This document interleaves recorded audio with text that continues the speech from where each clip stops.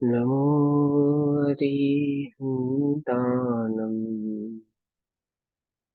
नमो सिद्धानं नमो आयर्यानं नमो वज्रायानं नमो लोये सवसाहुनं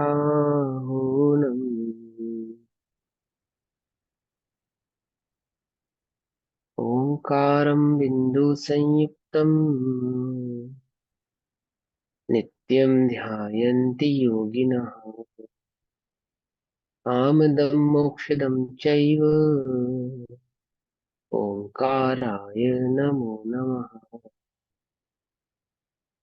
मङ्गलं भगवान् वीरो मङ्गलं गौतमो गणी मङ्गलं कुन्दकुन्दार्दयो जैनधर्मोऽस्तु मङ्गलम् सर्वमङ्गलमाङ्गल्यं सर्वकल्याणकारकं प्रधानां सर्वधर्माणां जैनं जयतु शासनम्।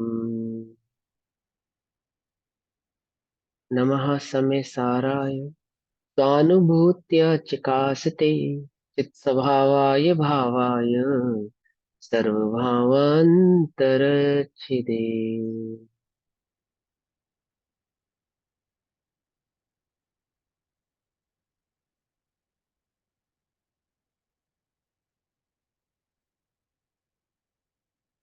हमारी दोपहर कालीन कक्षा का विषय चल रहा है श्री समय सारजी ग्रंथ और श्री समय सारजी का स्वाध्याय हम सभी आचार्य अमृत चंद्र देव द्वारा रचित आत्मख्याति टीका के माध्यम से कर रहे हैं। आत्मख्याति टीका में कर्ता कर्म अधिकार श्लोक नंबर 99, कलश नंबर कहीं है श्लोक नंबर 99, कर्ता कर्म अधिकार पेज नंबर 233, 233। क्या समझा अभी तक हमने कि कर्मों को कर्म जो होते हैं जो अज्ञानी है अपने अज्ञान भाव के कारण जो जिस चीज का अनुभव करता है उसी को प्राप्त होता है, अर्थात कर्तापने का अनुभव करने के कारण जीव करता है और ज्ञातापने का अनुभव करने के कारण जीव ज्ञाता है। करता है ऐसा कहने का मतलब यह नहीं है कि वह पर भाव को करता है, पर द्रव्य के किसी कार्य को कर सकता है। करता है क्यों कहते हैं? उसके स्वयं के अज्ञान का कर्तव्य होने से उसे पर का कर्ता कहा जाता है। 98 नंबर के श्लोक में इस बात को समझाया कि कर्म तो पुद्गल है, जीव कोई कर्मों को कर सके ऐसा नहीं, और कर्म जीव को कर सके ऐसा भी नहीं है, अत्यंत स्पष्ट भिन्न है। और आचार्य कहते हैं कि हमें बड़ा खेद वर्तता है कि ये इसके ज्ञान में ये मोह ऐसा क्यों नाचता है कि इसे एक द्रव्य दूसरे द्रव्य का कर्ता क्यों नजर आता है, ये अपने चैतन्य भाव की दृष्टि क्यों नहीं करता, अर्थात इसे चैतन्य भाव का अनुभव क्यों नहीं होता। यह मोह अज्ञान क्यों नाच रहा है, ना मोह कहो अज्ञान कहो, इस जीव के ज्ञान में क्यों नाच रहा है। ठीक है ना। निपत्य से निपत्य में मोह क्यों अत्यंत वेगपूर्वक नाच रहा है। ठीक। अब यह कहते हैं कि अथवा यदि मोह नाचता है तो भले नाचे, अब इस जीव को सम्यक दर्शन प्रकट नहीं हो रहा है, ये ऐसे स्वरूप की प्राप्ति नहीं हो रही है, या यूं कहे कि ये अपने स्वरूप की ओर नहीं देख रहा है, अपने ज्ञाता दृष्टा भाव की ओर नहीं देख रहा है, और ये अपने को कर्ता माने बैठा है, इसका पर द्रव्य का कर्ता बनकर बैठा है। तो बैठे रहो, मानता है तो मानता रहो, तथापि वस्तु स्वरूप तो जैसा है वैसा ही है। कोई इसके मानने से तो वस्तु स्वरूप बदल जाने वाला नहीं है, वस्तु का स्वभाव बदल जाने वाला नहीं है, कोई ये पर द्रव्य का कर्ता हो जाने वाला नहीं है। इस भाव को आचार्य अमरचंद्र देव श्लोक नंबर 99 में समझाते हैं। बंदाक्रांता श्लोक में क्या कहते हैं? कर्ता कर्ता भवति न यथा कर्म कर्मापि नैव ज्ञानं ज्ञानं भवति च यथा पुद्गला पुद्गलोऽपि ज्ञान ज्योतिर्ज्वलितमचलं व्यक्तमन्तस्ततौ च निश्चित निश्चित नाम निकर भरतौ अत्यंत गंभीर में ते। क्या कहते हैं कि अचलम अचल, व्यक्तम, व्यक्त, और चित्त शक्ति नाम निकर भरतः अत्यंत गंभीरम, अर्थात चित्त शक्तियों के, चित्त शक्तियों का मतलब चैतन्य शक्तियों के, चैतन्य गुणों के, ठीक है ना।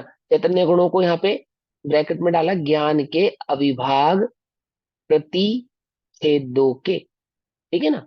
ज्ञान के अविभाग प्रतिच्छेदों के अर्थात ज्ञान दर्शन चैतन्य जो है ना, जीव का गुण, चैतन्य गुण, तो क्या कहते हैं, अचल, अर्थात जो चलायमान नहीं है।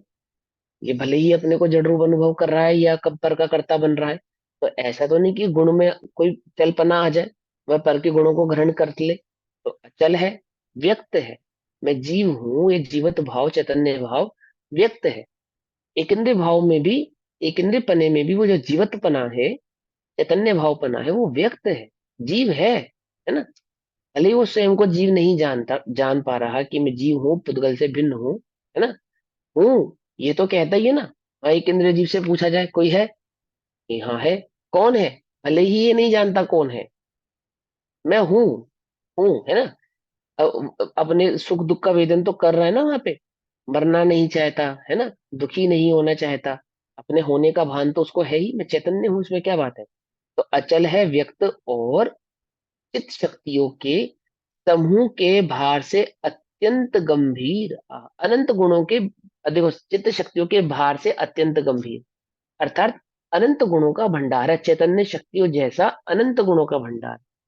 मैंने जो इस बात को प्रकट कर रही है, ऐसे अनंत गुण मुझ में भरे हुए हैं जो इस बात को प्रकट कर रहे हैं कि मैं हूं और चैतन्य स्वरूप हूं। पकड़ में ही बात, मैं हूं और कैसा हूं, चैतन्य स्वरूप हूं, ऐसे अनंत गुण मुझ में भरे हुए हैं जो इस बात की सिद्धि करते हैं कि मैं जीव हूं, चैतन्य गुण वाला हूं। तो कहते हैं अचल, व्यक्त और चित्त शक्तियों के समूह के भार से अत्यंत गंभीर, यह है ज्ञान ज्योति, ठीक है ना। अत्यंत गंभीर यह है ज्ञान ज्योति, गंभीर का अर्थ होता है स्थिर, गंभीर का अर्थ होता है स्थिर, ठीक है ना।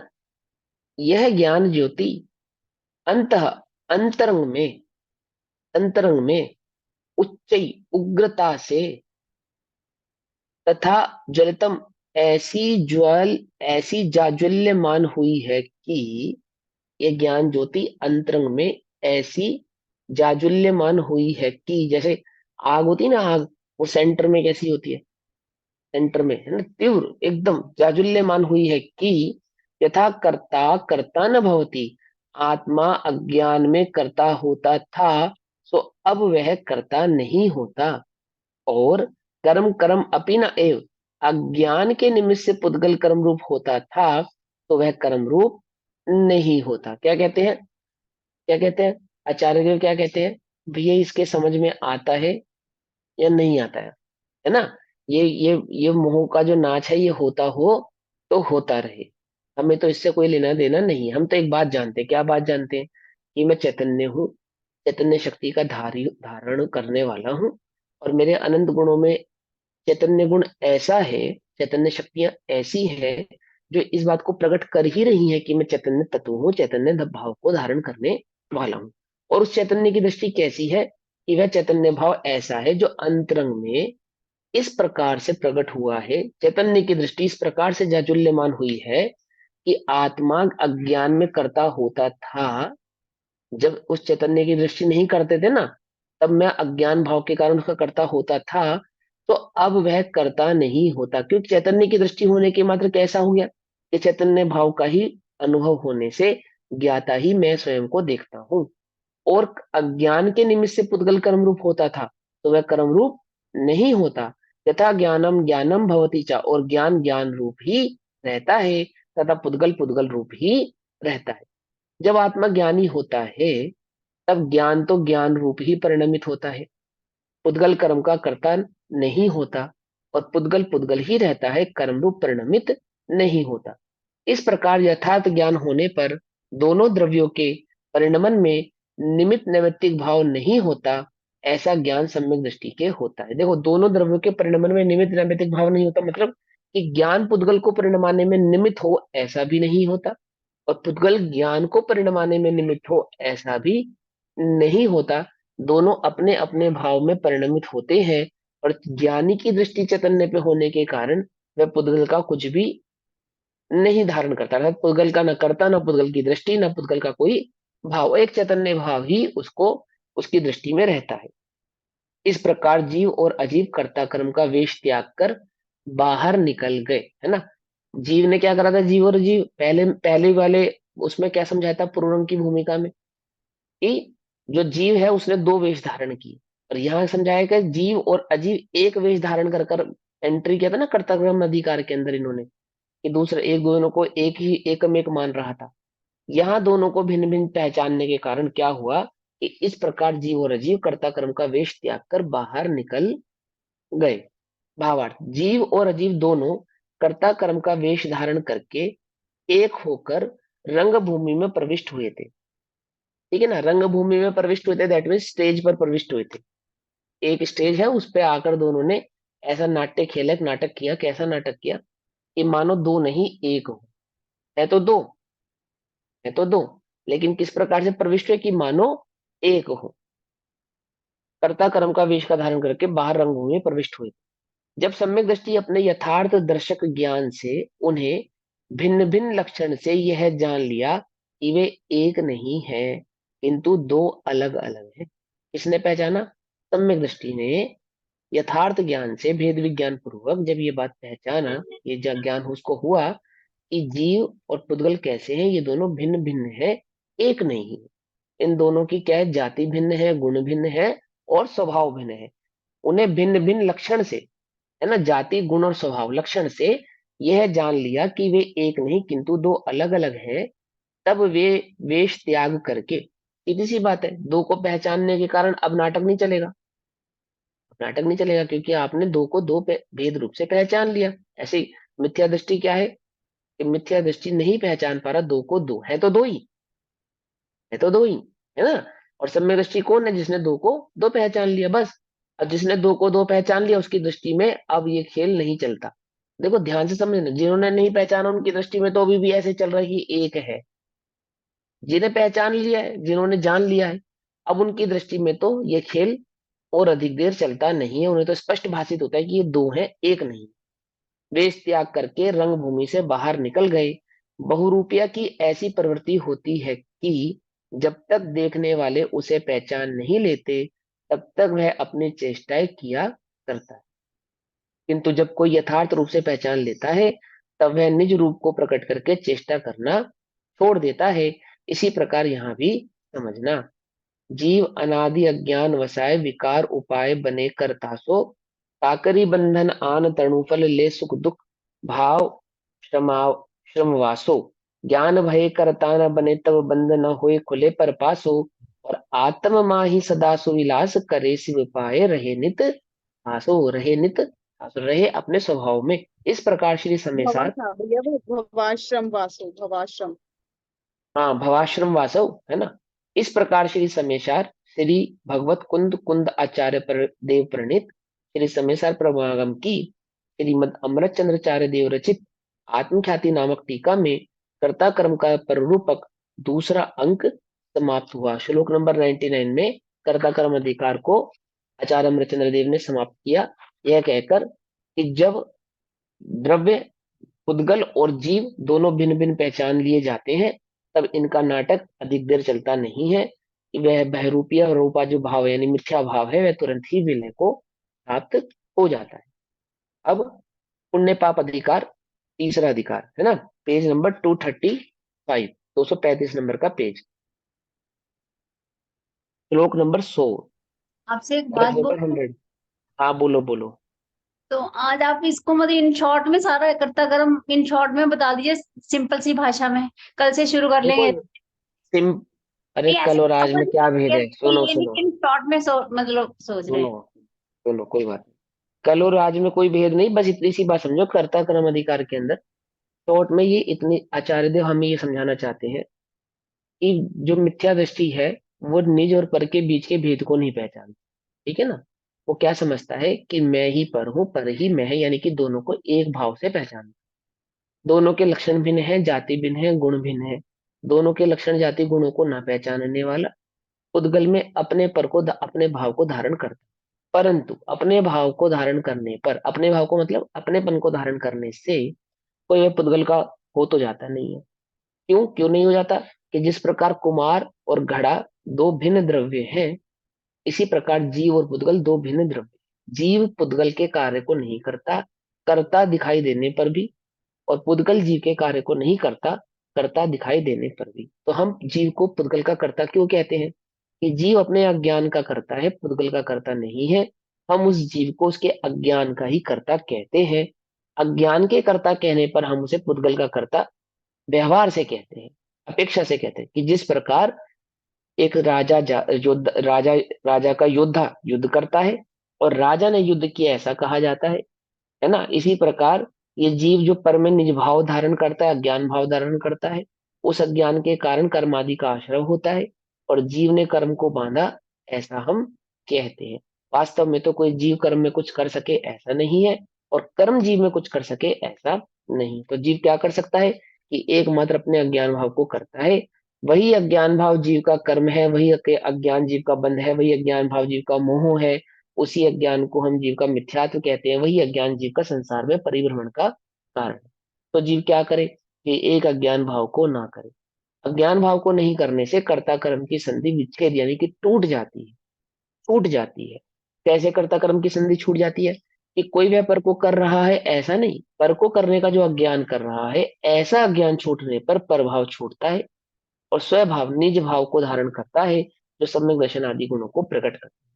वह सम्यक दर्शन आदि गुण कैसे हैं? कि वे अतीत दीप्यमान संसार आदि को अभाव करने वाले, मोक्ष आदि को प्रकट करने वाले हैं। सम्यक दृष्टि जीव को जब यह ज्ञान प्रकट होता है, ये भेद ज्ञान प्रकट होता है कि मैं चैतन्य का भाव जानना देखना मात्र है, करना नहीं है। तो क्या होता है? वो भेद विज्ञान के द्वारा, वो प्रबल भेद विज्ञान से जब वो निज और पर के बीच को प्रकट करता है, भाव को प्रकट करता है, तो वह जो कर्ता कर्म का भाव अनादि से चला आ रहा था मिथ्यात्व के भाव में, वह क्या होता है? तुरंत ही छूट जाता है, अत्यंत विलय को प्राप्त हो जाता है। फिर वह कर्ता कर्म की संधि अधिक देर तक चलती नहीं है। ठीक। व्यवहार से जीव को कर्म का बांधने वाला कहा जाता है, वास्तव में जीव कर्म को बांधता नहीं। क्या करता है वास्तव में जीव? एक अज्ञान भाव को करता है। उस अज्ञान भाव के कारण ही कर्म आदि बने हैं, कर्म आत्मा से चिपके हैं, कर्मों ने आत्मा को रुलाया है, आदि आदि ये भाव कहे जाते हैं। क्या दूर करना है? कि कर्मों को दूर नहीं करना है, एक अज्ञान भाव को दूर करना है। 8 कर्मों को जीतने का क्या उपाय है? कि एक अज्ञान को जीतना ही 8 कर्मों को जीतने का उपाय। अज्ञान किसको कहा? इसी अज्ञान को मोह कहते हैं, इसी अज्ञान को मिथ्यात्व कहते हैं, है ना। इसी अज्ञान को मोह भी कहते हैं, इसी अज्ञान को मिथ्यात्व भी कहते हैं। कैसे जीता जाएगा? कि अत्यंत प्रबल वेग से, पुरुषार्थ से, विवेकपूर्ण पुरुषार्थ से। क्या है विवेकपूर्ण पुरुषार्थ? कि विवेकपूर्ण पुरुषार्थ है भेद विज्ञान की ज्योति। फिर विज्ञान की भेद आगे विज्ञान, चलाना। है ना। हाँ, भेद विज्ञान। क्या है वह भेद विज्ञान? कि स्व और पर के बीच के भेद को जानना, स्व और पर के भेद को पहचानना, निज को चैतन्य भाव रूप से जानना, एक ज्ञायक भाव का ही करता होना, एक ज्ञायक भाव में ही अपने को धारण करना। किसके जाल में नहीं फंसना? विकल्पों के जाल में नहीं फंसना। विकल्पों के जाल में किस प्रकार से नहीं फंसना? कि पर पदार्थ जो स्पष्ट भिन्न है मेरे से, ऐसे पुद्गल आदि नो कर्म, द्रव्य कर्म, ये तो अत्यंत भिन्न है ही, परंतु विकल्प आदि जो भाव कर्म है, ये विकल्प भी मेरे नहीं है। इनसे भी स्वयं को अत्यंत भिन्न जानना। कैसे जाना जा सकता है? कि नयों के माध्यम से वस्तु स्वरूप का निर्णय करके नयों की दृष्टि को त्याग, नयों की दृष्टि को त्याग कर स्वभाव की दृष्टि, स्वरूप की दृष्टि करने पर ही यह संभव है, अन्यथा यह संभव नहीं है। यदि वह नयों के माध्यम से ही उस जीव तत्व का निर्णय करने में उलझा रहेगा, तो उसे कभी भी स्वरूप की प्राप्ति नहीं होगी, सम्यक दर्शन की प्राप्ति नहीं होगी। हम नयों के माध्यम से उसको समझाएंगे कि जीव करता है, जीव करता है, लेकिन कर्ता कर्ता से परे जीव तो एक चैतन्य है। हम नयों के माध्यम से समझाएंगे जीव रागी है या जीव रागी नहीं है, परंतु जीव तो एक चैतन्य है। इस चैतन्य की दृष्टि को किए बिना तो उसको सम्यक दर्शन प्रकट होने वाला नहीं। तो मैं क्या करूं? कि नयों के माध्यम से वस्तु स्वरूप का निर्णय करें, भेद विज्ञान करें, और क्या करें? कि सारा उपयोग, सारी शक्ति, सारी ताकत अपनी एक चैतन्य भाव को जानने में लगा देवे, कि मैं एकमात्र जानने वाला हूँ, चैतन्य तत्व हूँ, और कुछ नहीं। विकल्पों से भी परे, नयों के विकल्पों से भी परे, नया अतीत जो वस्तु स्वरूप की दृष्टि करते हैं ऐसे ज्ञानी जीवों को ही सम्यक दर्शन आदि गुणों की प्राप्ति होती है, अन्यों को उसकी प्राप्ति होती नहीं। ये कर्ता कर्म अधिकार का संक्षिप्त भाव। अब पाप पुण्य अधिकार में श्लोक नंबर 100, 100वें नंबर के श्लोक से भाव को शुरू करते हैं। तदत कर्म शुभाशुभ भेद तो द्वितीयताम गतमैक्य मुपानयन गल्पितनिर गल्पितनिर्भरमोहरजा अयम स्वयमुदित्य वबोध सुधा पल्लव। दोहाय, पुण्य पाप दो करम बंध रूप दूर मानी शुद्धात्मा निज लहो शुद्धात्मा जिन लहो नमहु चरण हित जान। प्रथम टीकाकार कहते हैं कि अब एक ही कर्म दो पात्र रूप होकर पुण्य पाप रूप से प्रवेश करते हैं। देखो भैया, कर्ता कर्म अधिकार के अंदर जीव और पुद्गल एक रूप से प्रविष्ट हुए थे। ठीक, पुण्य पाप अधिकार के अंदर क्या कर रहे हैं, अब कर्म दो रूप बनाकर प्रवेश करता है। पुण्य पाप कर्ता कर्म अधिकार में क्या होता, दो भिन्न द्रव्य थे, जीव और पुद्गल। यहाँ कौन सा द्रव्य है, यहाँ एकमात्र पुद्गल द्रव्य ही है। ठीक है ना, एकमात्र कौन सा है, पुद्गल द्रव्य ही है। क्या करता है वो, कि वो दो रूप बनाकर दो रूप धारण करके प्रविष्ट होता है रंगमंच में। यानी कि संसार में कर्म ने अपने दो रूप बनाए हुए हैं। कौन कौन से, एक पुण्य रूप और एक पाप। किसने बनाए हैं, कर्म ने बनाए हैं। यहाँ प्रथम कार टीकाकार कहते हैं कि जब एक ही कर्म दो पात्र रूप होकर पुण्य पाप रूप से प्रवेश करता। देखो, आप टीवी में देखते हैं, पिक्चरों में एक विलेन होता है, उसने दो रूप बनाए होते हैं। पीछे से तो वो सब चोरी करता है और अपने और सब उल्टे काम करता है, और सामने से वो दान करता है और बहुत समाज सेवा करता है, सब काम करता है, ताकि कोई मुझे पहचान ना पाए। समझे नहीं समझे, ये भैया कैसी उपमा दे रहा है, ऐसी ही उपमा है कर्म की। कर्म ने अपने दो रूप बनाए हैं। एक उसने ऐसा रूप बनाया है रिझाने के लिए, रिझाने वाला रूप बनाया है अपना, पुण्य का रूप है ना। और एक उसका पाप रूप है, जिससे सब दूर भागते हैं। पाप का उदय कोई नहीं चाहता, पाप कर्म से दूर भागते हैं, ऐसा नहीं, पाप के उदय से दूर भागते हैं ना, और पुण्य के उदय को सब चाहते हैं। लेकिन वे भूल जाते हैं कि वे जिससे दूर भाग रहे हैं, है ना, उसी के और भाग रहे हैं। क्या समझे, जिससे दूर भाग रहे हैं उसी की ओर भाग रहे हैं ना। बच्चा किडनैप करने वाला एक गिरोह बाल आश्रम खोल के बैठा है, क्या वैसे समझे नहीं समझे, एक बाल आश्रम खोला है, क्या काम करते हैं वो, बच्चा किडनैप करने का काम करते हैं। अब बोलो भैया क्या करें, कुछ बात समझ में ही नहीं आई?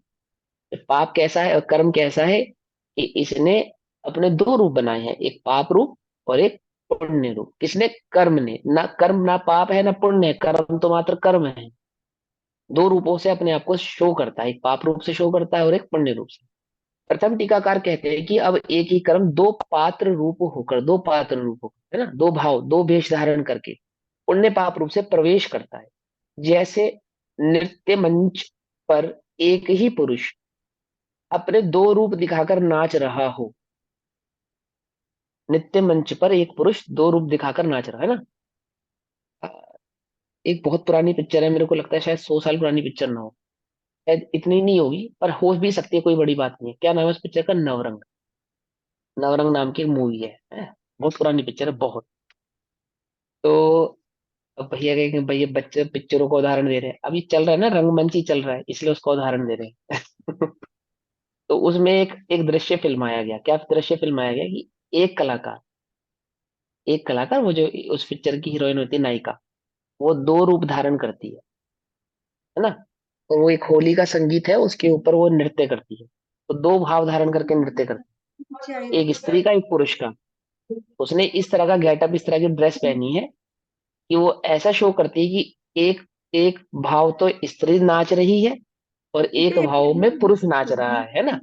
वास्तव में तो दो नहीं नाच रहे हैं, वास्तव में तो वहां एक ही है, परंतु वहां अपने को कैसे प्रेजेंट किया उसने, दो रूप से प्रेजेंट किया। कैसा प्रेजेंट किया, एक स्त्री का भाव और एक पुरुष का भाव अपने आप को प्रेजेंट किया उसने। ऐसे कहते हैं कि आप सबने देखी होगी, जिनके बाल सफेद हैं उन्होंने तो देखी होगी।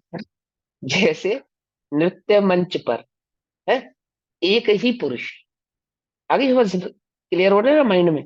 अपने दो रूप दिखाकर नाच रहा हो, है ना? इमेज बन रही हो कि दिमाग में कि कैसे नाच रहा है? एक पुरुष दो रूप दिखाकर नाच रहा है, पाप पुण्य पाप पुण्य पाप पुण्य, है ना? वो ना ऐसे नाचती है तो स्त्री दिखती है, और ऐसे नाचती है तो पुरुष दिखता है। तो कर्म क्या करता है? कर्म भी ऐसे ही करता है, कभी पाप रूप कभी पुण्य, कभी पाप रूप कभी पुण्य। पुण्य पलट के पाप हो जाते हैं, पाप पलट के पुण्य हो जाते हैं। आपने पढ़ा होगा सम्यक दर्शन में, पाप प्रकृतियां क्या होती है? कन्वर्जन हो जाता है, संक्रमण हो जाता है, किसमें? पुण्य रूप में। क्यों हो जाता है? पाप प्रकृतियों का पुण्य में कन्वर्जन क्यों हो जाता है? पुण्य का पाप में कन्वर्जन क्यों हो जाता है? कभी विचार किया? संक्रमण होता है ना कर्मों में, संक्रमण। क्योंकि दोनों की एक जाति है। दूध पानी नहीं बनता, लेकिन पाप पुण्य बन जाता है, पुण्य पाप बन जाता है। कैसे बन जाता है? एक जाति के हैं दोनों, इसलिए उनमें कन्वर्जन होना संभव है। जीव पुद्गल नहीं होता, लेकिन पुद्गल पाप और पुण्य रूप हो जाता है। कर्म जीव रूप नहीं होता, लेकिन क्या होता है? कर्म पाप रूप भी हो जाता है, और कर्म के परमाणु पुण्य रूप है। वो परमाणु जो पुण्य रूप है, कर्णान योग में स्पष्ट है विधान, वो परमाणु जो पुण्य के हैं वो कन्वर्ट हो जाते हैं किसमें? पाप में। वो परमाणु जो पाप के हैं वो कन्वर्ट हो जाते हैं किसमें? पुण्य में। कैसे हो जाते हैं? एक जाति के हैं, धोखा दे रहे हैं ये। कुछ बात समझ में नहीं थी? एक ही जाति है इनकी, अलग अलग तुमको दिख रहे हैं पाप और पुण्य, जाति दोनों की एक है, इसलिए तो इनमें इतनी तेजी से कन्वर्जन होता है। पाप का पुण्य में, पुण्य का पाप में हो जाता है तुरंत। कोई आपत्ति नहीं है। क्यों आपत्ति नहीं है? क्योंकि एक ही जाति की। कुछ बात समझ में आई? मिट्टी घड़ा बन जाती है, हाँ बन जाएगी, कोई बात नहीं। और मिट्टी में घड़ा बनने की योग्यता है। वह कर्म पाप और पुण्य रूप कन्वर्ट हो जाते हैं। कैसे कन्वर्ट हो जाते हैं? कैसे कन्वर्ट हो जाते हैं? देखो भाई, इतनी सी बात कि तुम्हें हार पसंद नहीं था, तो तुमने तोड़ा के उसके कंगन बनवा लिए। बस इतनी सी बात है। हार तुम्हें पसंद नहीं था, नहीं पसंद था, वो पाप है। कंगन बनवा लिए, कंगन पसंद थे, वो पुण्य है। हार और कंगन की जाति तो स्वर्ण की अपेक्षा से कैसी है? एक ही है। कुछ बात समझ में आई या नहीं समझ में? ऐसे ही वो पाप तुम्हें पसंद नहीं था, है ना, तो तुम उसे पुण्य करना चाह रहे थे। कर चाहने से होता या नहीं होता वो चर्चा हम बाद में करेंगे, लेकिन मैं आपको कर्म की एक जाति समझा रहा हूँ कि जैसे स्वर्ण की एक जाति होने पर वह हार कंगन में कन्वर्ट हो सकता है, उसी प्रकार वह कर्म एक जाति का होने के कारण पाप से पुण्य और पुण्य से पाप में कन्वर्ट हो जाता है। वह जो नृत्य कर रहा है, वो ऐसे नाचे तो स्त्री रूप, और ऐसे नाचे तो पुरुष रूप भाषित होता है, दिखाई देता है। जैसे नृत्य मंच पर एक ही पुरुष अपने दो रूप दिखाकर नाच रहा। समझ में आई बात? एक ही पुरुष दो रूप दिखाकर नाच रहा। कन्वर्जन क्यों होता है पाप और पुण्य का? क्योंकि एक जाति के, एक जाति के नहीं होते तो क्या नहीं होता? कन्वर्जन नहीं हो सकता था। समझ में आई बात? तो नहीं हो सकता कन्वर्जन, एक जाति के बीच ही कन्वर्जन संभव है। ठीक? वो धर्म वाला परिवर्तन वाला कन्वर्जन नहीं है, ये हिंदू मुसलमान हो गया, मुसलमान हिंदू हो गया, वो कन्वर्जन नहीं है। ठीक है? नहीं ठीक है? ये कन्वर्जन कौन सा है? पाप का पुण्य, पुण्य से पाप का। ठीक? जैसे नृत्य मंच पर एक ही पुरुष अपने दो रूप दिखाकर नाच रहा। ठीक? देखो, पाप मुसलमान हिंदू क्यों हो जाता है मालूम है? और हिंदू मुसलमान कैसे कन्वर्जन हो जाता है पता है? एक जाति क्या है उनकी? पाप पुण्य। कौन बताएगा? हाँ, एक जाति उनकी बताओ, कौन बताएगा? मनुष्य उनके, जीव जाति, जीव जाति। जीव जब अरे मनुष्य। सुनो मेरी बात, हम समझाते हैं तुम्हें। हिंदू मुसलमान बन जाता है, मुसलमान क्रिश्चियन बन जाता है, क्रिश्चियन फिर हिंदू बन जाता है। कैसे संभव है? मिथ्या दृष्टियों की एक ही जाति होती है, तब कन्वर्जन संभव है। सम्यक दृष्टि को कर कर दिखाओ तुम, तो माने। बोलो, वो सेठ अमरचंद वो कह रहे ना, तुम मुझे खा जाओ, मैं जलेबी खिला सकता हूँ, तुम मुझे खा लो, मैं मांस नहीं खिलाऊंगा। पंडित टोडरमल जी क्या कह रहे हैं कि भैया तुम्हें मारना है तो मार डालो, बस। हम कन्वर्जन नहीं हो, सम्यक दृष्टि को कन्वर्जन नहीं होता। मिथ्या दृष्टियों की एक जाति होती है, उनमें कन्वर्जन हो जाता है। क्या कन्वर्जन हो जाता है? हिंदू से मुसलमान हो जाएगा, मुसलमान से क्रिश्चियन हो जाएगा, क्रिश्चियन से अन्य हो जाएगा, अन्य से अन्य हो जाएगा, फिर हिंदू हो जाएगा, फिर जैनी हो जाएगा। मिथ्या दृष्टि का कन्वर्जन है। क्या कन्वर्जन है? देव से मनुष्य, मनुष्य से नारकी, नारकी से त्रियंश, त्रियंश से मनुष्य, मनुष्य से देव। ये कन्वर्जन है। किस में हो रहा है ये कन्वर्जन? मिथ्या दृष्टियों में होता है, सम्यक दृष्टियों में नहीं होता। एक बार सिद्ध हुए, बस बात खत्म। क्या कहा? समझ में आई बात? नहीं समझ में आई? जाति भिन्न है ना, जाति भिन्न है उनमें, कन्वर्जन नहीं होता। मिथ्या दृष्टियों की एक जाति है। तो इसी में भी पलट लो, हम जैनी हो गए, हो गए? नहीं हो गए, अभी सच्चे जैनी नहीं हुए, अभी ये कन्वर्जन वाले जैनी है। अभी थोड़े दिन पहले जब गुरुदेव नहीं मिले थे, जब समय सारशित नहीं मिला था, तब कौन से जैनी थे हम? अभी कन्वर्ट हो गए नहीं हो गए हम? क्यों भैया, सारी दुनिया अब क्या कह रही है हमें कि तुम क्या हो गए, कांजी, कांजी वाले हो गए, कन्वर्ट हो गए हैं? कहते नहीं कहते?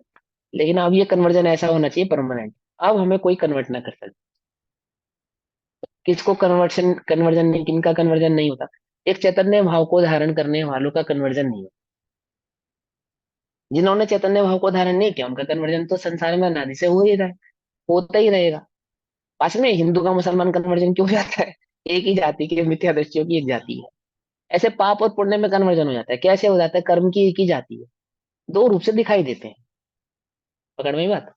हाँ भैया, इस क्लिप को निकाल के प्रचार मत करना मेरा। जैसे नृत्य मंच पर एक ही पुरुष अपने दो रूप दिखाकर नाच रहा हो, तो उसे यथार्थ ज्ञाता पहचान लेता। ठीक, यथार्थ ज्ञाता क्यों? उसने पीछे पहचान लिया था ना, जीव और पुद्गल के बीच के भेद को पहचान लिया था। तो जो यथार्थ ज्ञाता होता है, सूक्ष्म दृष्टिधारी होता है, जो चैतन्य और कर्म के बीच के भेद को पहचानता है, ऐसा जो ज्ञाता होता है वो क्या करता है? वो पहचान लेता है। क्या पहचान लेता है? ये पाप और पुण्य रूप के भाव से जो दिखाई दे रहा है एक ही है, ये दो नहीं है। जैसे नृत्य मंच पर एक ही पुरुष अपने दो रूप दिखाकर नाच रहा हो, तो उसे यथार्थ ज्ञाता पहचान लेता है और उसे एक ही कहाँ जान पर है लेता भैया? है, एक ही मिस हो गई लाइन। है। जैसे नृत्य मंच पर दोहा है, दोहे हम्म। के बाद प्रथम टीकाकार कहते हैं, उसके बाद है ना जैसे। जैसे नृत्य मंच पर एक ही पुरुष अपने दो रूप दिखाकर नाच रहा हो, तो उसे यथार्थ ज्ञाता पहचान लेता है। आगे बस समझ में, अब तुम लोगों ने भी पहचान लिया ना कन्वर्जन कैसे होता है। ठीक है। और उसे एक ही जान लेता है ना? जीव जाति, मनुष्य जाति, मिथ्या दृष्टियों की कैसी एक जाति। ठीक, कर्णन योग में लिखा ना, भव्य अभव्य दूरानुदूर भव्य, एक एक जाति काउंट करी ना उसकी परिणामी भाव की। होता नहीं है भेद, लेकिन व्यवहार से जो भेद किया तो उसकी योग्यता के अनुसार वो भेद किया। तो मिथ्या दृष्टि की ऐसी ही योग्यता है। ठीक, कभी निश्चयभाषी, कभी व्यवहाराभासी, कभी उभयाभासी। ये क्या है? कन्वर्जन ही तो है। कन्वर्जन ही तो हो रहा है ना। किसका कन्वर्जन है? मिथ्यात का कन्वर्जन है और किसी चीज का नहीं। इसी कन्वर्जन को जीव का कन्वर्जन होना कहा। जीव को मिथ्या दृष्टि कहा, जीव को व्यवहाराभासी कहा, जीव को उभयाभासी कहा, है ना? और सम्यक दृष्टि के साथ क्या है कि एक चैतन्य हुआ तो बात खत्म। अब कुछ और होता नहीं, चैतन्य के सिवा अन्य कुछ होता नहीं। सिगड़ी जलाओ तो हो जाएगा, कि तब भी नहीं होगा। सियाल नहीं खाए तो हो जाएगा, कि तब भी नहीं होगा। तब भी नहीं होगा। चींटियां खाए, सियाल नहीं खाए, सिगड़ी जलाओ, तपते गहने पहनाओ, तब भी नहीं होगा। कभी नहीं होगा। क्या नहीं होगा? उसका कन्वर्जन नहीं होगा। एक एक ही जान लेता है। पुण्य तुरंत बदल जाता है, पाप तुरंत बदल जाता है, एक समय लगता है। इसी प्रकार यद्यपि कर्म एक ही है, यद्यपि कर्म एक ही है, तथापि वह पुण्य पाप के भेद से दो प्रकार के रूप धारण करके नाचता है।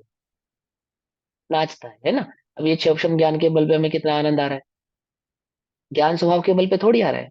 क्षोभम ज्ञान के बल पे जो आनंद आ रहा है, कैसा है ये? फंस गए बच्चों तुम, किसमें फंस गए? इस कन्वर्जन के खेल में। ये कर्म ने पुण्य रूपी कर्म का धारण किया, और ये क्षोभम ज्ञान तुम्हें हुआ, और तुम्हें ये भास होने लगा, आहा मैं ज्ञानी, मैं ज्ञानी, मैं ज्ञान स्वभावी, ऐसा नहीं, मैं ज्ञानी। कुछ अंतर है या नहीं है? हम ज्ञानी है या ज्ञान स्वभावी है? अब ज्ञान स्वाभाविक को ज्ञानी कहते हैं, वो बात है अलग। लेकिन स्वयं को जो ज्ञानी देखता है, किसके बल पर? क्षेम ज्ञान आदि के बल पर। वो फंस गया। ज्ञानी फंस, क्या फंस गया? ये जो कर्म था ना, इसने दो रूप धारण किए थे, इसके एक रूप में फंस गया, इसको दो मानने लगा, एक को अच्छा, एक को बुरा। था कैसा वास्तव में ये? है कर्म चोर लुटेरे, है ना? चोर लुटेरे कहा ना इन्हें, चोर। क्यों कहा इन्हें चोर? ये कि मेरे सम्यक रूपी धन का हरण कर लेते, हरण कर लेते, मेरे चैतन्य भाव का हरण कर लेते। कैसे? घाती है, घाती। घाती नहीं पहचान, क्या है? घाती। मिथ्यात्व ना, नहीं पहचानना, कर्म को नहीं पहचानना, जीव को और कर्म के बीच के भेद को नहीं जानना, क्या ये मिथ्यात्व? कौन सा कर्म है? घाती कर्म है। किसका घात कर रहे हैं? इसका चोर साहूकार का घात करता है। समझे? यहाँ का जहाँ चोर कौन है? कर्म चोर है। साहूकार कौन है? जीव। क्या हो रहा है? इसके अनुजीवी गुणों का घात कर रहा है। क्यों कर रहा है? ये घात बस तब तक ही कर सकता है जब तक कि उसको पहचान ना लेवे। क्या कहा? ये घात कब तक कर सकता है? जब तक पहचान ना लेवे। पहचानने के बाद घात करना संभव नहीं है। ये फिर घात नहीं कर सकता। इतनी सी बात है। कुछ नहीं करना तुझे, कोई पुलिस नहीं बुलानी, कोई बाहुबल नहीं दिखाना, कोई जोर नहीं दिखाना। इसे जीतने का एक ही उपाय कि इसकी सही पहचान हो जावे बस। समझे? तो क्या कहते हैं?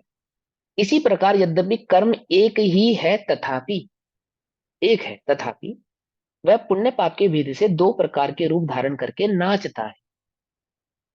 उसे सम्यक दृष्टि का यथार्थ ज्ञान एक रूप जान लेता है। सम्यक दृष्टि जीव को जो ज्ञान है, कैसा ज्ञान है? भेद विज्ञान है। कैसा भेद विज्ञान है? स्व और पर के बीच की भेद की खबर है। वह कैसा यथार्थ जान लेता है? क्या यथार्थ जान लेता है सम्यक दृष्टि से? ये पाप और ये पुण्य, ये सम्यक दृष्टि जान लेते हैं कर्म है, मुझे चैतन्य भाव से भिन्न है। उस ज्ञान की महिमा का काव्य इस अधिकार में के प्रारंभ में टीकाकार आचार्य देव ने कहते हैं। उस ज्ञान की महिमा की गई है। किस ज्ञान की महिमा की है? वह ज्ञान जो चैतन्य और कर्म के बीच के भेद को पहचाने, प्लस कर्म जो दो रूप से धारण करके अपने आप को दिखा रहा था कि एक अच्छा रूप और एक बुरा रूप, उन दोनों के, उस दोनों रूपों में उस एक कर्म को ही पहचान लेवे कि ये दो नहीं, एक ही। ठीक है ना? पुण्यम समग्र महामे कमना जुहोमी। पढ़ते हो ना सुबह पुण्य पूजा के पाठ में, पूजन पाठ पढ़ते हैं ना हम, स्वस्ति मंगल विधान में। स्वस्ति मंगल विधान में एक लाइन क्या आती है? पुण्यम समग्र महमेक मना जुहोमी। क्या कहा? कि मैं समग्र पुण्य को एकत्रित करके आपकी पूजा में क्या करता हूँ? होम करता हूँ, त्याग करता हूँ। पुण्यम समग्र महमेक मना जुहोमी, होम कर देता हूँ समस्त पुण्य का। पाप का त्याग क्यों नहीं करता वहां पे? पाप का तो त्याग करके ही मंदिर में बैठा है ना, जिन मंदिर में। तो पाप थोड़ी साथ लेकर गया था। यदि गुरु के शरण में, जिनेन्द्र देव की शरण में कोई पाप लेकर थोड़ी बैठा। पाप का तो त्याग कर कर ही आया हूँ। लेकिन ये जो पुण्य मेरे साथ साथ आया ना, ये जो पुण्य में अपने साथ है, इसका भी मैं आपके समक्ष क्या करता हूँ? क्यों? क्योंकि आपको देखने से मुझे क्या प्रकट हुआ कि इसकी जाति पहचान ली मैंने। क्या जाति पहचान ली? कि जिसे मैं बाहर छोड़कर आया था, यही कुछ अंश में रूप बदलकर यहाँ साथ आया। क्या नहीं समझे? वह पाप जिसका मैं त्याग करके फूल रहा था, वह पुण्य जिसको धारण करके मैं अपने को महान मान रहा था, मुझे समझ में आया। क्या समझ में आया? कि ये तो उसी का अंश है ना, अन्य कुछ नहीं है। तो उसका भी मैं पुण्यम समग्र महमेक मना तुम्हें, ऐसे ज्ञान की आचार्य अमृत चंद्र देव ने क्या करी कि टीका लिखने से पहले पुण्य पाप अधिकार में सबसे पहले उस ज्ञान की महिमा के रूप में काव्य कहा। क्या काव्य कहा था?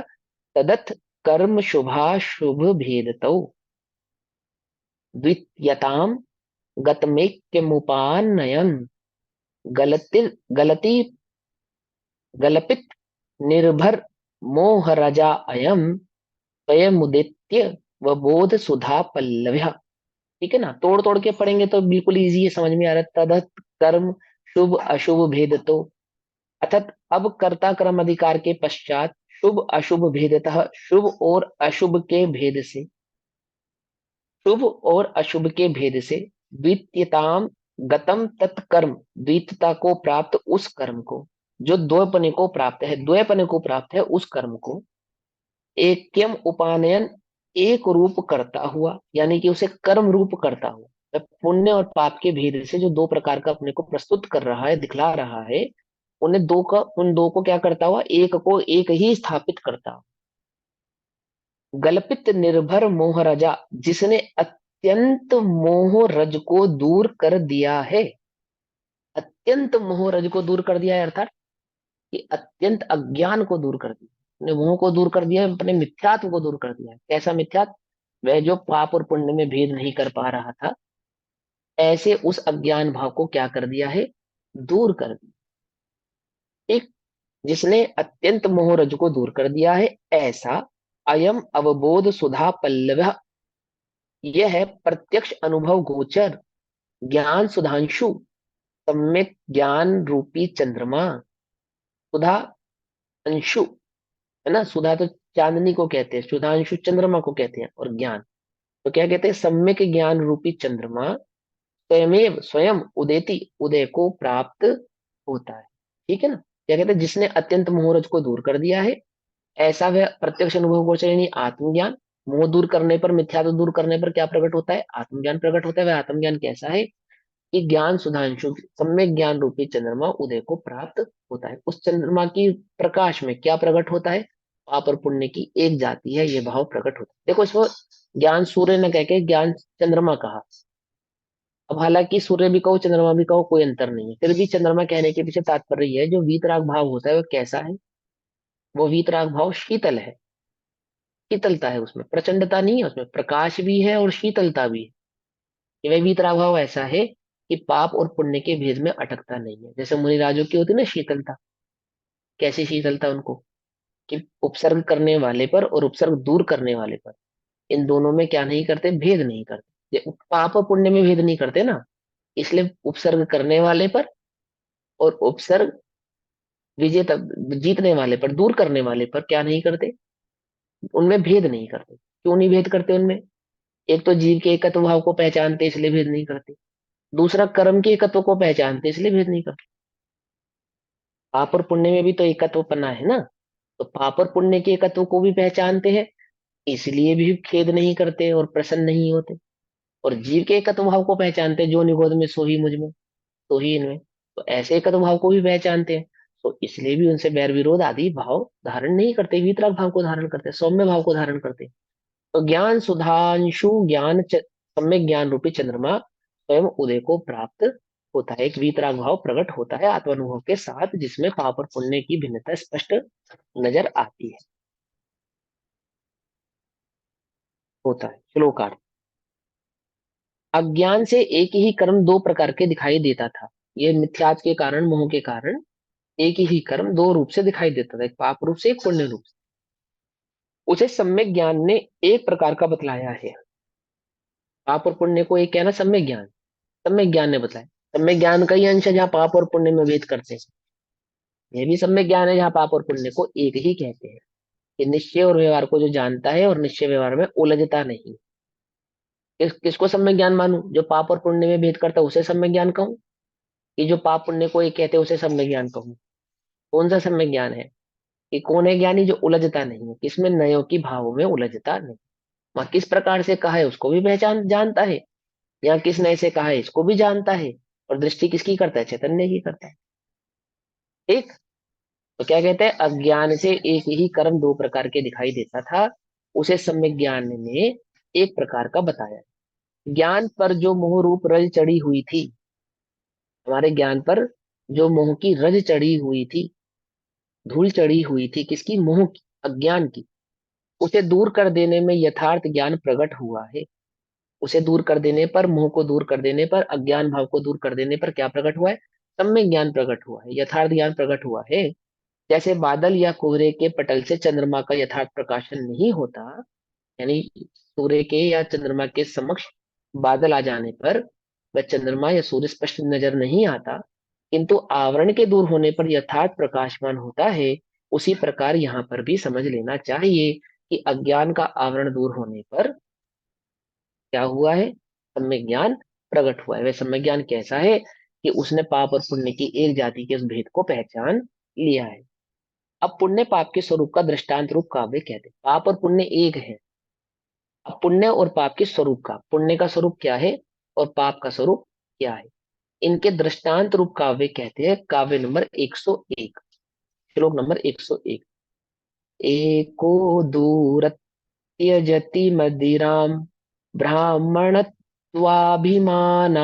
धन्यः शूद्रः स्वयमहिमति नाति नित्यं तयेव द्वाप्येतो युग पदुरानिर्गतौ शूद्रिकायाः शूद्रो साक्षादपि च चरतौ जाति भेद भ्रमेण। क्या कहते हैं, बहुत अच्छा दृष्टांत है, ध्यान से समझना।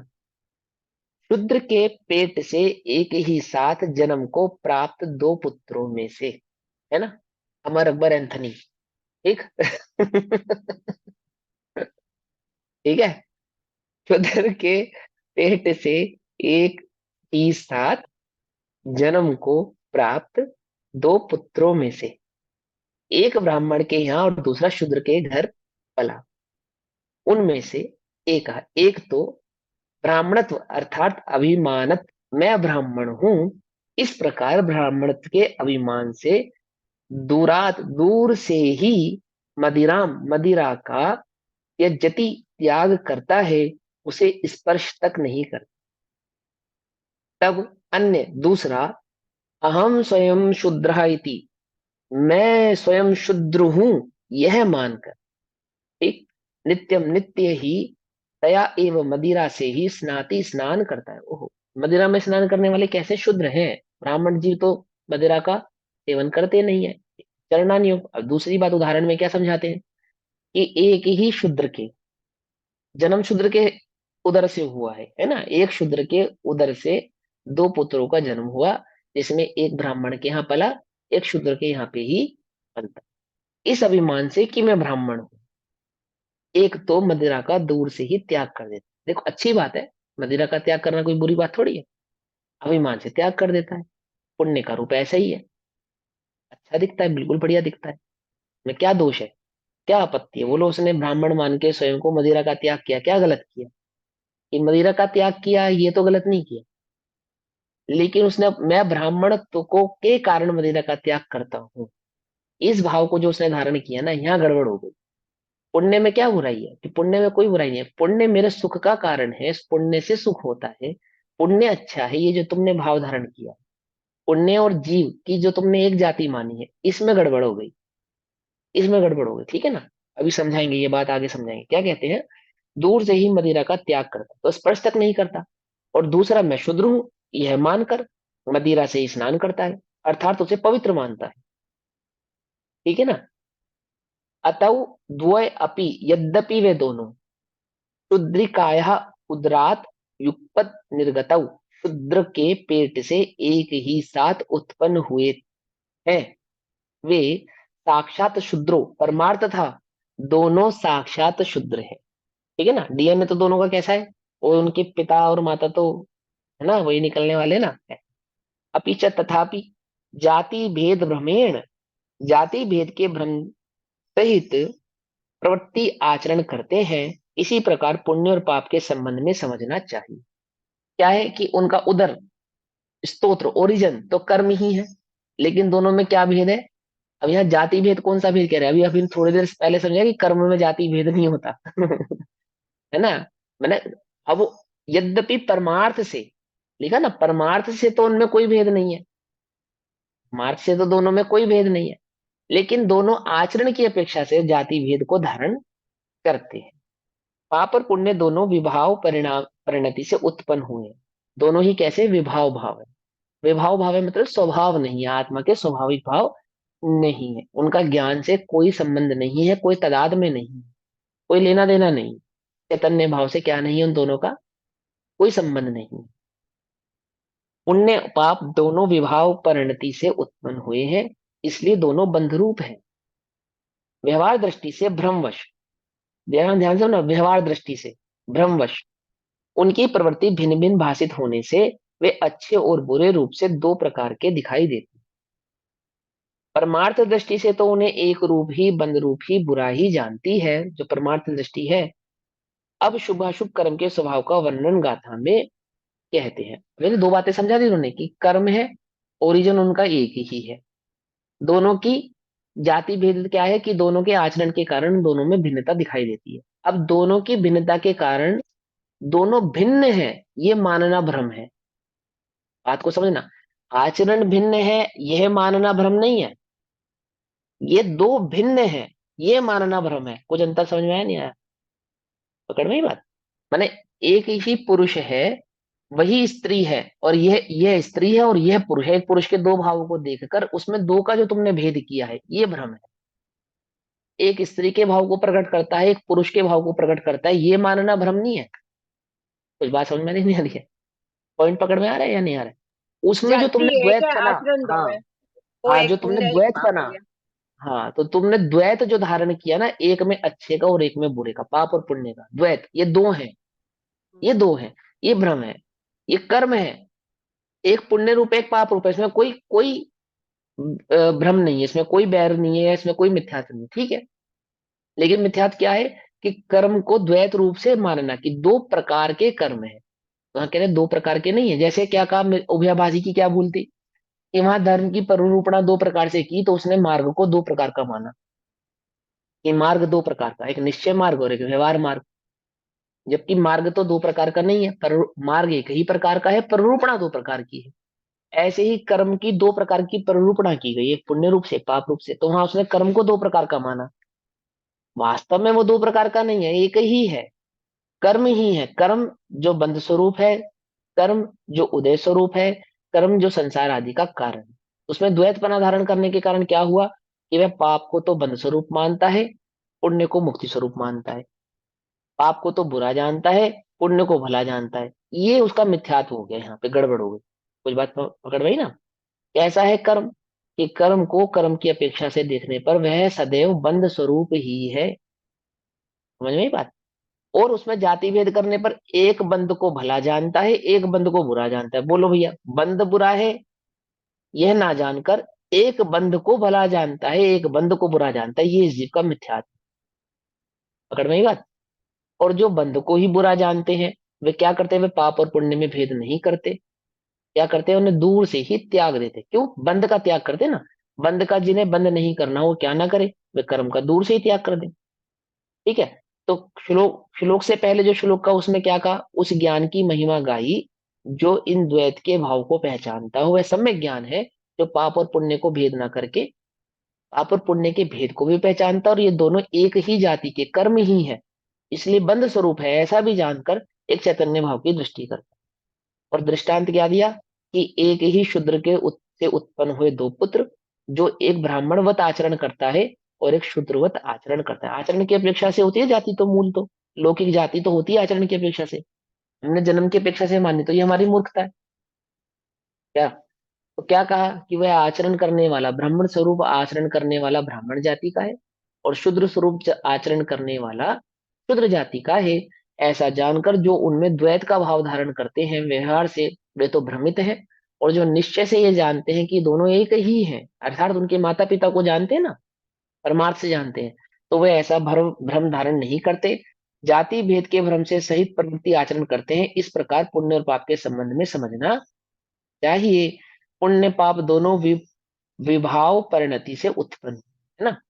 स्वभाव परिणति की जिनको दृष्टि है, स्वभाव की जिनको दृष्टि है, वो क्या नहीं करते, विभाव की दृष्टि नहीं करते, विभाव की इच्छा नहीं करते, विभाव को चाहते नहीं है। ठीक। तो अब हम क्या करें, मदिरा पिए या मदिरा ना पिए? क्या करना चाहिए हमें? कि आपने कहा कि मदिरा नहीं पी रहा उसको भी छोड़ दो, और मदिरा पीना उसको भी छोड़ दो, तो अब मैं करूँ तो करूँ क्या? कि सुबह पीऊं और शाम को छोड़ दूं, या शाम को पीऊं और सुबह छोड़ दूं? कि भैया चैतन्य को धारण कर, चैतन्य की दृष्टि कर। मदिरा की तरफ देखता ही क्यों है, उसको छोड़ने और उसको नहीं छोड़ने के चक्कर में न पड़कर स्वभाव की चैतन्य की दृष्टि कर। जैसे पाप और पुण्य, मैं पाप को छोड़ूं या पुण्य को छोड़ूं, पाप को ग्रहण करूं या पुण्य को ग्रहण करूं? कि ना पाप को ग्रहण करना है ना पुण्य को ग्रहण करना है, किसको ग्रहण करना है, चैतन्य भाव को ग्रहण करना है। ठीक है ना। उस चैतन्य भाव को ग्रहण करने में जो तुझे अनुकूल प्रतीत होता हो आगम में, पुण्य को चैतन्य भाव के, है ना, निमित्तिक भाव में अनुकूल कहा है, निमित्त अनुकूल निमित्त कहा है। निमित्त कौन से होते हैं, निमित्त भी वही कहे जाते हैं ना जो अनुकूल हो।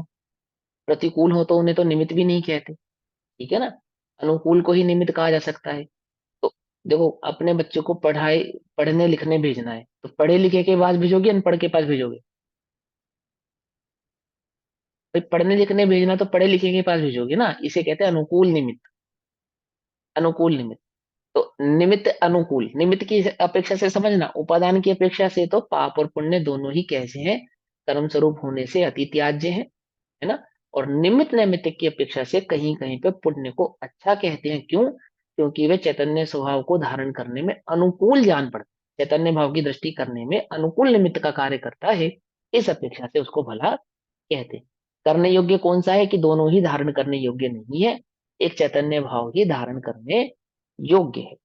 अब अब शुभाशुभ कर्म के स्वभाव का वर्णन गाथा में कहते हैं, गाथा नंबर 145। तो 145 नंबर की गाथा का स्वाध्याय हम कल करेंगे। तब तक के लिए सभी को जय जिनेन्द्र। ओम नमः सिद्धेभ्य। निज निधि निज में बताई, यह अनंत उपकार है, उसके लिए जिनवाणी माँ को वंदना शतबार।